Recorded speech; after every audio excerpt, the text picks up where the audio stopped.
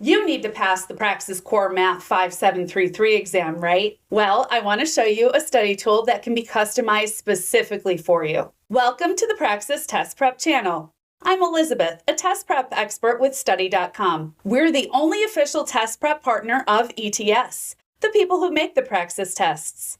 And we've got a 92% pass rate for people who use our study tools. Today, I'm going to walk you through the Praxis 5733 study guide and show you how it can help you study smarter, not harder. When you access the study guide for the Praxis Core Math exam, make sure you enter the date you plan to take it, if you know it. The study recommendations you get will be based on how close you are to that date. But before I show you the study guide for 5733, there's one big thing I do want to tell you about.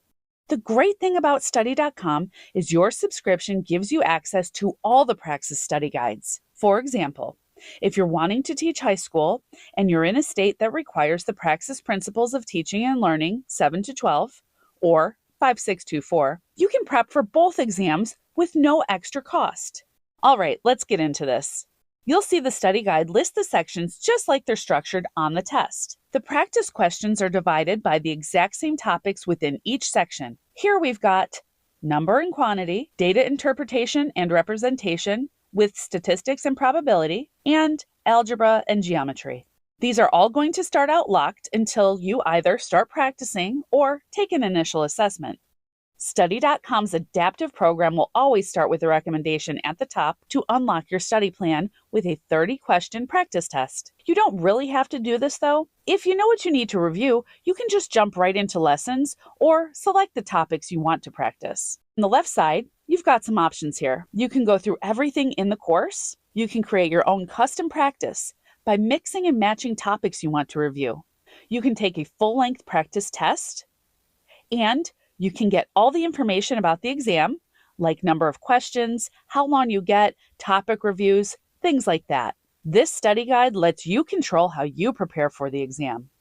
I usually recommend taking the initial assessment for most people. It's a simple diagnostic that unlocks your personalized recommendations and helps you make the most of your study time. I'm going to take it right now. Okay, I've gone through the initial assessment, and here I am on the results page.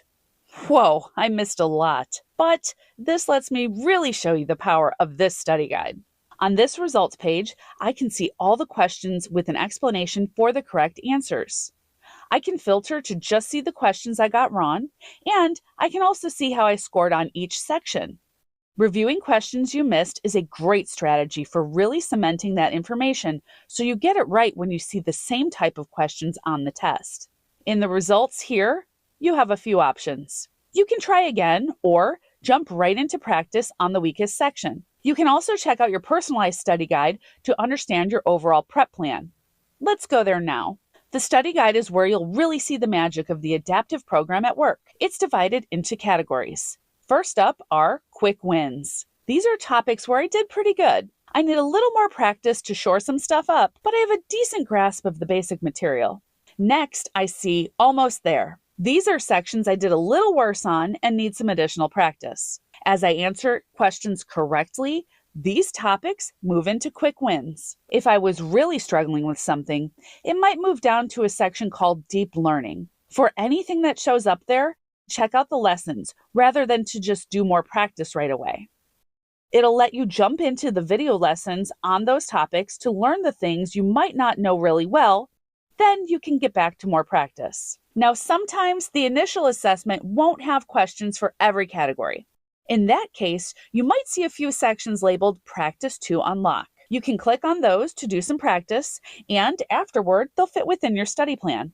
As I do more practice, I'll see the correct answers and explanations for each question. It's a good idea to read through these explanations as you go. Having more information can cement that knowledge better for those you get right and add a little more context or detail you might need to remember for ones you get wrong. As your test date gets closer, or after you've done enough practice, your study guide will recommend taking a full-length practice test. You can also get to it by clicking the practice test menu here.